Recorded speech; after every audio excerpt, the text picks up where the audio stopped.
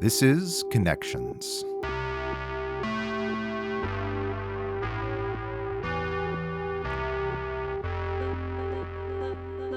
From class to career, join us as we explore the interconnection between life, learning, and work.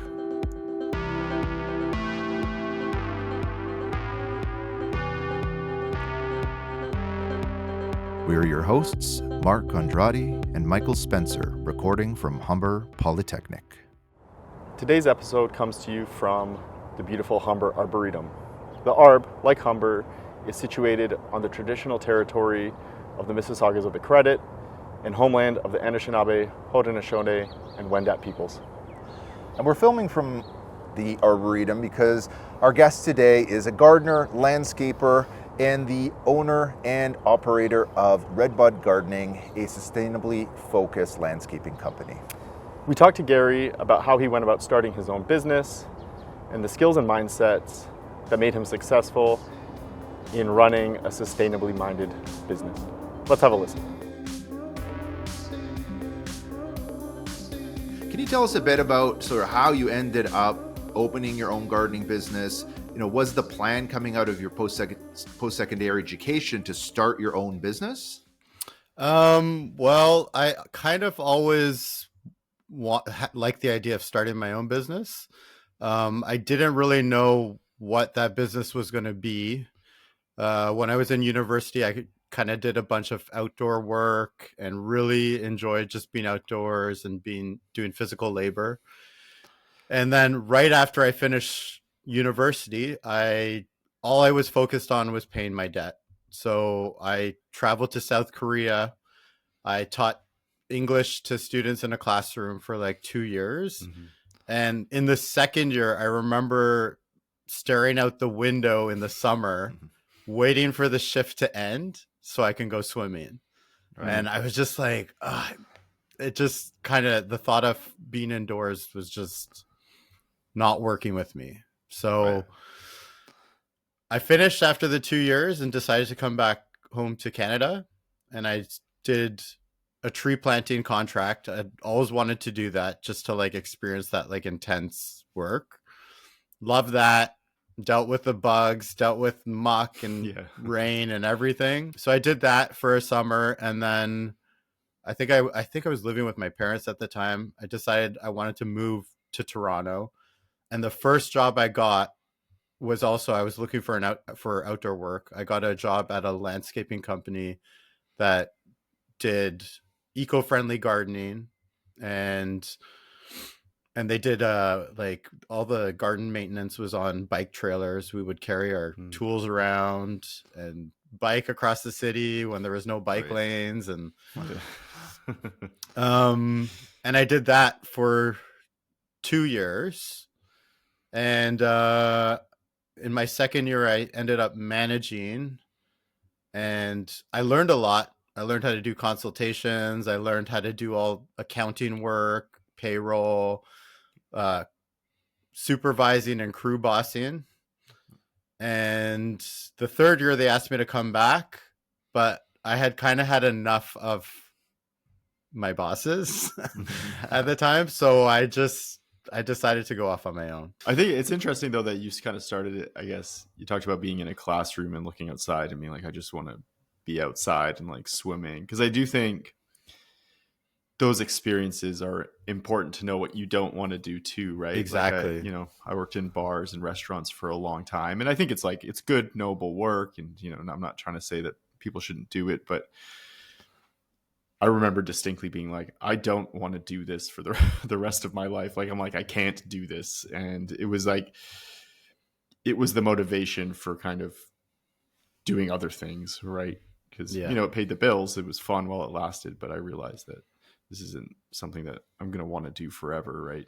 Yeah. You kind of need those experiences, I think, to inspire you to do other things, right? For sure. I feel like just being in university, in the classroom, like, you're young, you have no idea what you want to do. Like, you're just kind of, or for me, I was just kind of following the crowd and like, right. Yeah, I didn't really have a good sense of it. And I think I started off in environmental science, and then I was having fun my first year, and I ended up doing environmental geography, which was something I was interested. I was interested in the environment and sustainability. So, yeah. And that's obviously connected to what you do now, right? For sure. For sure. Yes. I'm wondering, what are some of the kind of mindsets or skills that you've had to use in order to run your own business that, you know, maybe have nothing necessarily to do with like gardening, right? Or landscaping, but are kind of skills that go into running a successful entrepreneurial enterprise? Honestly, anybody that's come to me, like I've had a lot of people that have wanted to start their own landscaping business, and I've tried to like mentor them a little bit, and they come to me, and I give them the same advice that my boss in Korea gave me. She started her own English school, and she struggled. You know, you kind of learn things as you go, and she had asked me when I was leaving, she said, "What are you going to do when you go back to Canada?" And I said, "Oh, I'm thinking about, I want to work outside again, so I'm thinking about maybe starting a landscaping business." She said, "Can I give you some advice?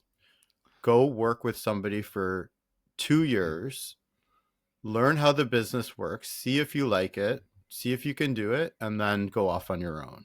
And meanwhile, I did think I was just going to go back and start from scratch with zero experience, right? So that was valuable advice to me, and that's what I would pass on, is go work with somebody, go try it out, get to a management level, and learn the inner workings from just client level, having the skill of being able to charm your clients, or just be interested in getting to know them. They being interested in, or like, you have to gain a lot of trust. These people are sometimes not home. They're trusting you to build them. They're trusting you to be on their property and not mess up anything, not steal anything. Like gaining trust is like a huge, like is a very important thing in my line of business. And also just building a client relationship, which is not the same as building a friendship. I always call my clients like the clients that I've become closer with, they're still client friends. They're not friends, right? I'm still running a business. There's still a transaction. It is a bit more one way, right? Like I'm getting paid by these people. I'm trying to retain them as clients. So, being interested in them, getting to know their names and their kids' names, and being able to check in with what's going on in their life, it goes a long way. I know on your business website, you kind of highlighted, you know, and even in your first name, you had, Redbud Gardening, planet-friendly or eco-friendly gardening. And so you do take this sustainable, eco-friendly approach, you know, in a sector where a lot of gardening and landscaping competition uses things like gas-powered tools or less eco-friendly ways of gardening. Why was it so important to you to make sustainability a core value in your business? Right. So I mean, just from what I studied and over the years in university, I guess it became important that I wanted to be an environmental steward and have good practices. I don't like being around a lot of pollution. I don't think it's good to use chemicals that we know nothing about, that are going to affect your health. And when I started, I was actually going through some health problems. So that was really important to me, that I just kind of continued what I had learned from this other company. And I also, when I'm working outside, I didn't want to be around, you know, gas powered fumes and noise and all that stuff. So, and also it ended up working out well. Like it lowered my overhead cost. I was using people's electricity at the time, instead of having to go and run and get gas and deal with Right. the maintenance of that equipment and all that stuff. So it was a bit of two things. It was my own health and safety, and it was kind of my love for the natural world. I like being able to pause, and while I'm gardening, like I see insects, I see birds and butterflies and bees come like to all the flowering plants and stuff. Like I want to restore what we've destroyed, I guess. Yeah. Especially in an urban environment, you're doing a lot of work in Toronto.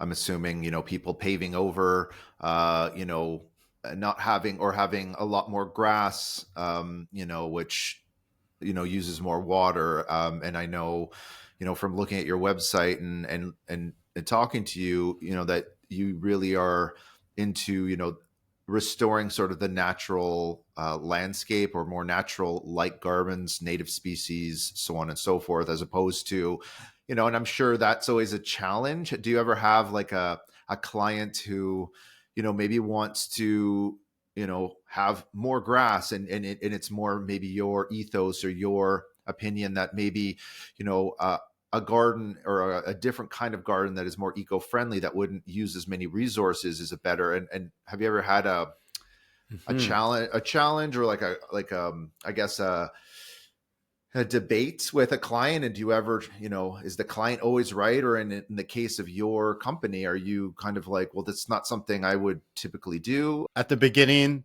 I would give in a little bit more. And now that I've been doing this for 15 years and established, I mean, everybody that comes to me is a referral from somebody else.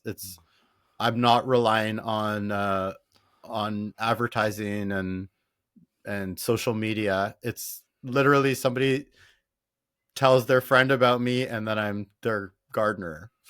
And the few people that do come to me through a Google search, like I already have it laid out in my website what I do. They're usually like their values are in line with mine. Right. So we can just go in that direction. Yeah.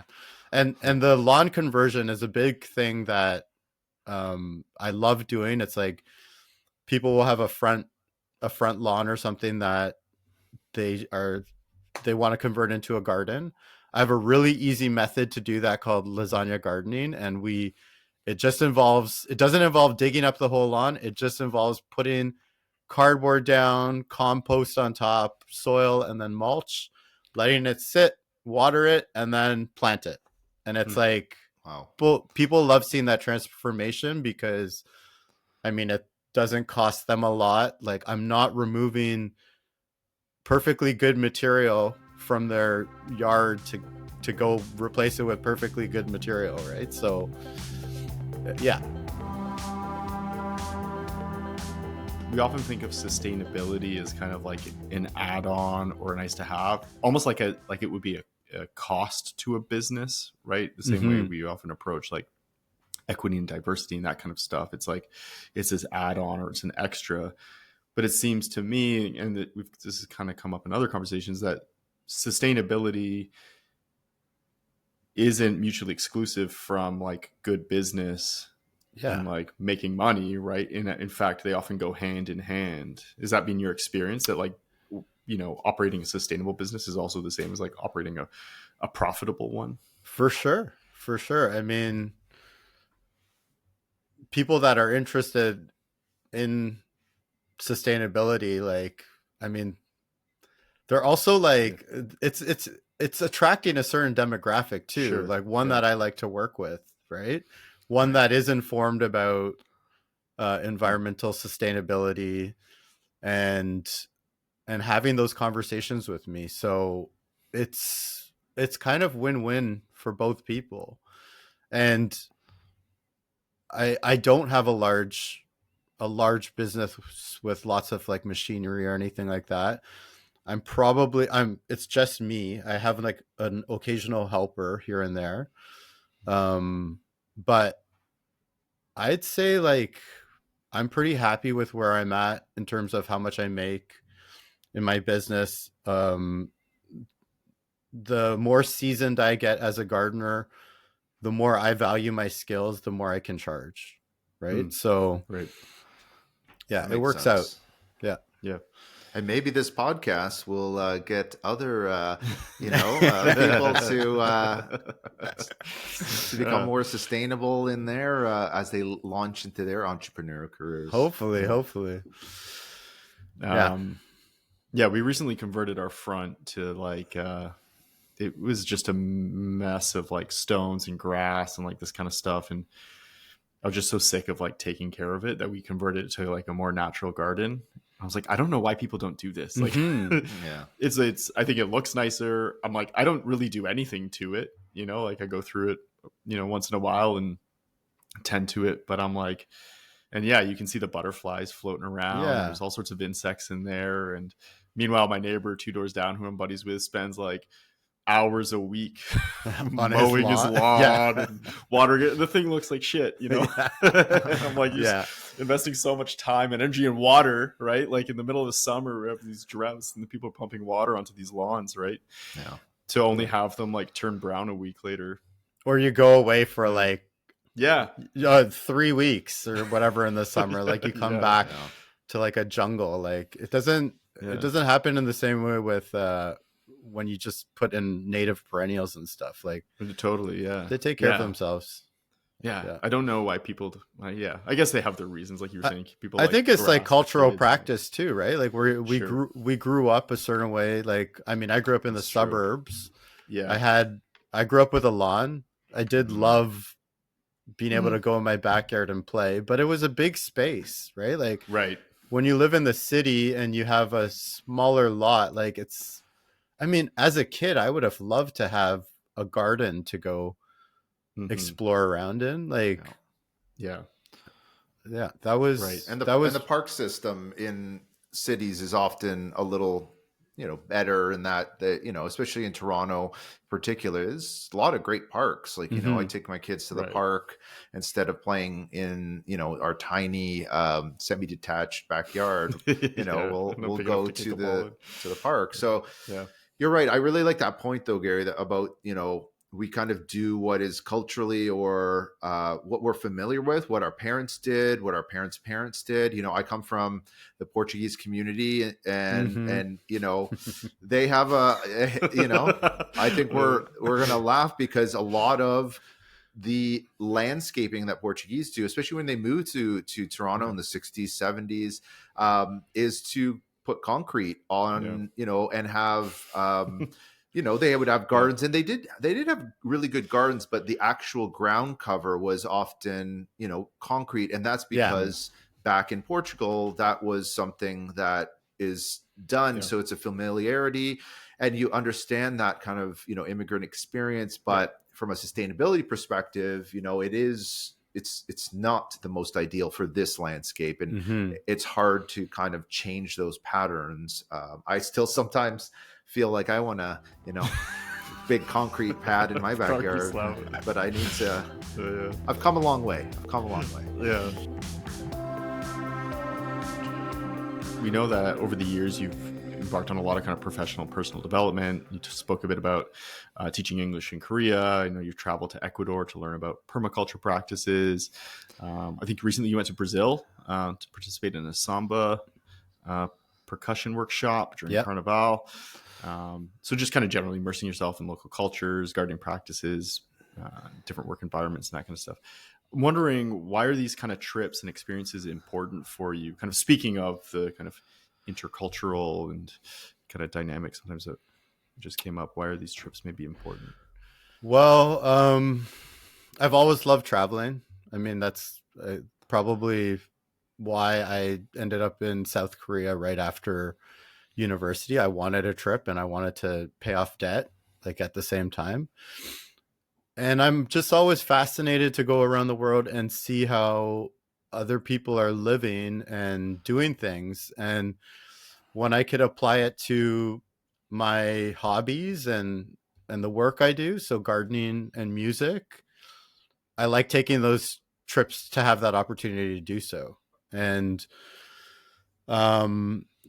so, for example, in Ecuador, I guess I'm also learning, always wanting to learn a new skill and improve on my existing skills and bring that into my business practices. Because after you do something for 15 years, you kind of, it feels refreshing to like get renewed information and just energy and drive to implement something new into your business.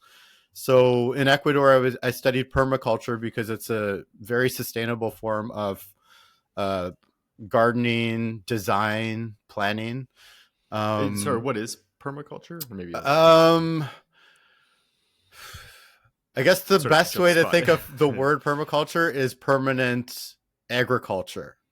Okay. Is one way. So you are planting species that produce food, that take care of themselves, that you just plant once and you don't have to do it over and over again. What we do in conventional agriculture is just do annual planting. We like rip up the land, we plant a whole bunch of the same crop, we deplete the soil, we scrape off everything on top, like permaculture is more of a let's plant it, design it in a way that requires the least amount of effort on our part, right? And it's going to provide the most amount of yield.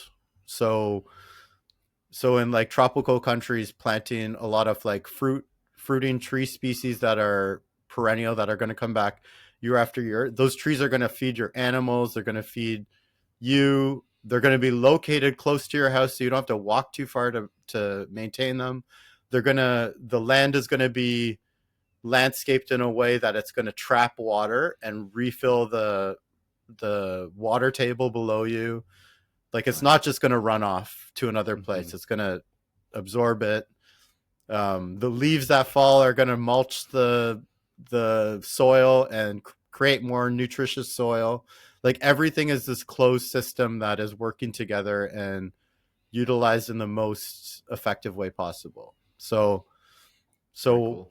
What I did in Ecuador was I went to a farm where they were practicing permaculture, and they were also offering a permaculture design certificate.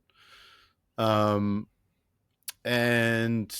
I learned lots there, like lots of things that I've incorporated into my own garden designs. And it has helped me think about design differently with the least amount of effort for my clients. Right. So, and the most sustainable practices. Yeah.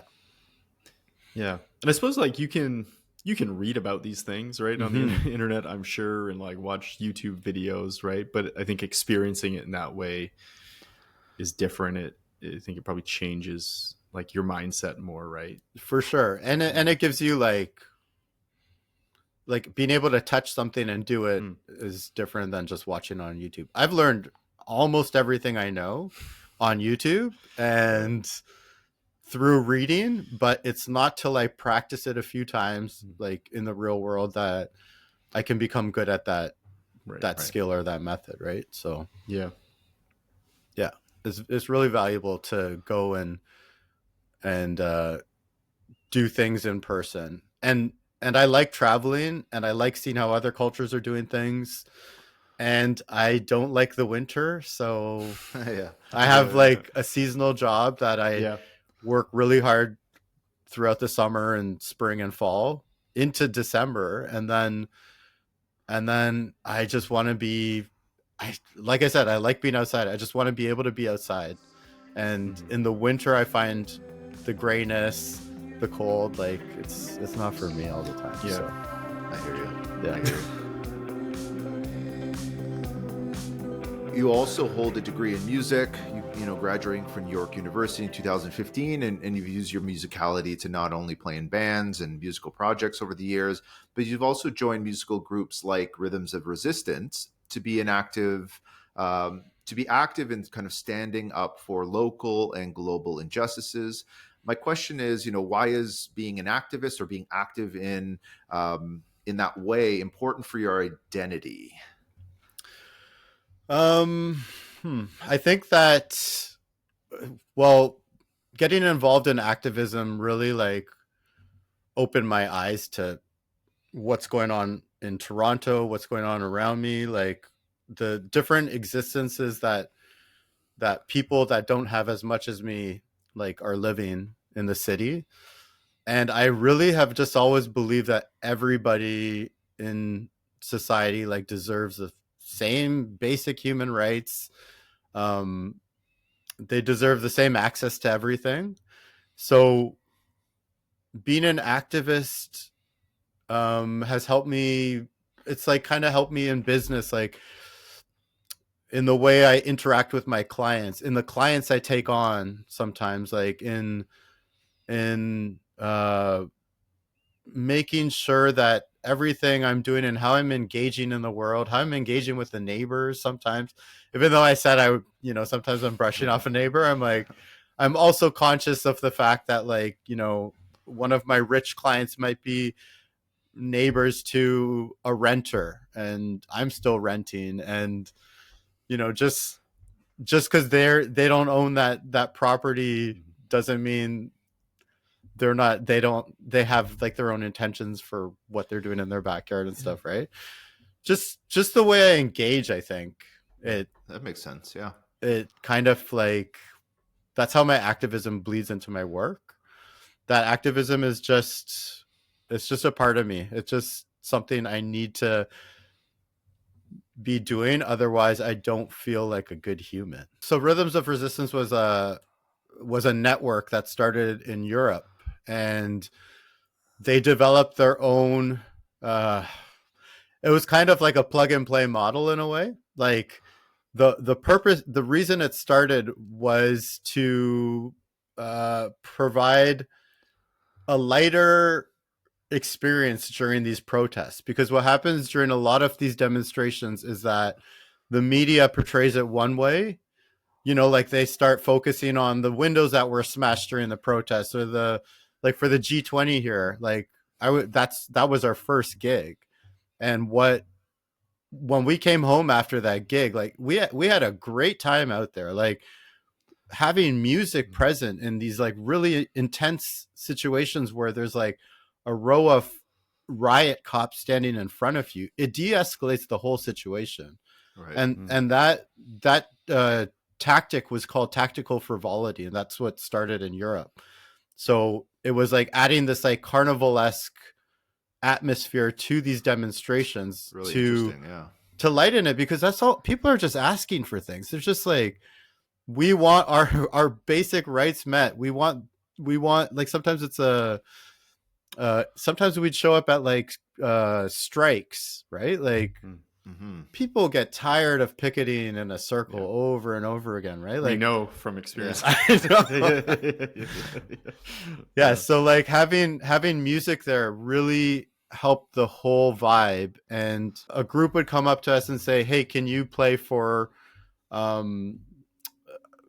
OPSU, or like, can you play for our strike, or can you play for this demonstration on XYZ? Like, we'd sit there as a group, and if one person was not okay with what we were playing for, they could block our decision to move forward and play that gig. So we learned how to give space to each other, make sure everybody is heard, like just be conscious of like everybody around in that room and everybody's feelings. And we would just not, if we couldn't make a decision on something, we wouldn't do it. It was grueling. I just wanted to play music a lot of the time. Right. But it's really, why is it still important though? I think it is, but just kind of explain a bit further what you learned from like going through, like experiencing that kind of consensus decision-making process. And you describe it as grueling, right? But obviously I think it seems like you think was still valuable, right? I think it just gives you a consciousness of like, sometimes if you disagree with somebody, you don't even want to hear what they have to say. I mean, we were all at least aligned more or less politically, so it was easier. Right. But just being conscious of how much space you're taking up in a room, or how much space you're giving somebody else to speak, I think, is super important. And also giving space to the marginalized people in the room. Right. We learned a lot about race in that group. We learned a lot about like there was so many things I can get into that were so interesting about that group. If consensus is kind of like a condition of moving forward or whatever, then yeah, you need to be listening and you need to be communicating and you need to be open to kind of other people's perspective, right? Like otherwise you're never going to reach consensus. Yeah. Even though it can be incredibly frustrating at times. We've seen this, in workplaces, consensus is group work really hard to develop, right? But it teaches you a lot about how to work in a group together, right? Like, it's easy to be focused on what you want and like have a more individualistic perspective. But in doing so, you kind of like end up ignoring other people. Growing exotic plants, versus the non-native species, overrated or underrated? Overrated. Completely overrated. Okay.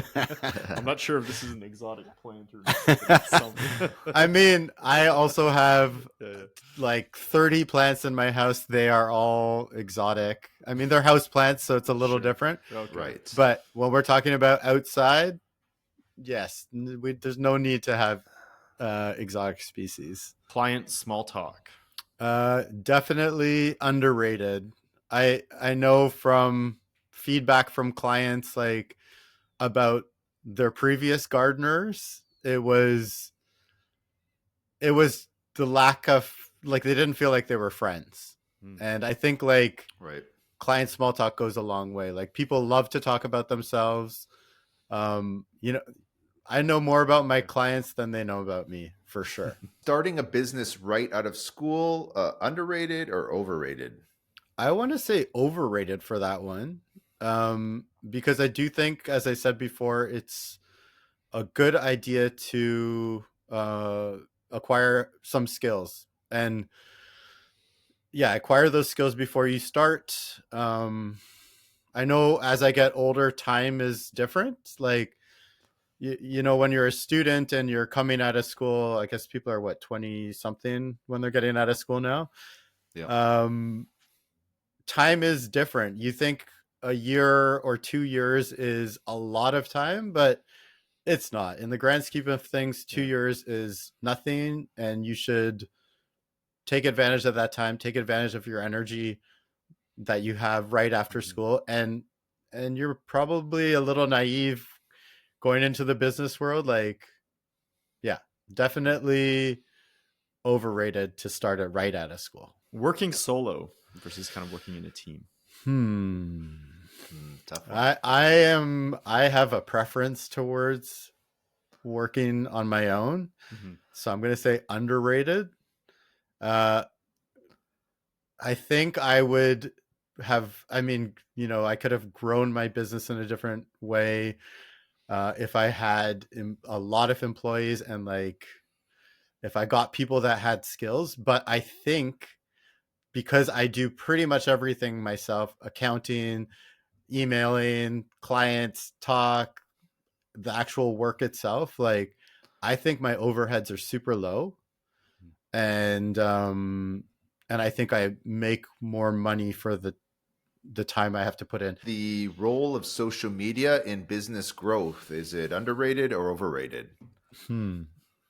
This one I am on the fence because I'm going to say overrated because I'm more old school and I started my business through putting up posters on lampposts and Kijiji ads. I mean, is that social media? I don't know. I never really used Facebook. I never really used like Google contacts me almost every year asking if I want to like optimize my search results and blah, blah, blah. And I always say no. Like, I feel like I've built it and it like functions in a way where I have more than enough work coming in. I have to say no to people. So, I mean, at the beginning stages nowadays, social media is probably important. But But for But you, it hasn't been. Yeah, it hasn't been for me. It's a good perspective because a lot of people have said yes, it might be, but you know, in your case, it's just an interesting, different approach that you know you can still be successful. You know, you don't have to go through the Zuckerbergs of the world, to make it successful. So I think it goes back to why you're doing it too, right? If your purpose was to build like a multinational landscaping conglomerate, yes, right? exactly, right, and maybe then that. Maybe you'd have to do those things right. Well, Gary, thank you so much for joining us today. There were so many insightful things. We really appreciate your time today. Thanks for having me. This exercise was good in reflecting on why I do what I do and bringing some good positive energy for my upcoming year. Yeah, well, thanks so much. I have no doubt students will gain lots from your insights. Awesome. Absolutely. Thanks, Gary. Thanks.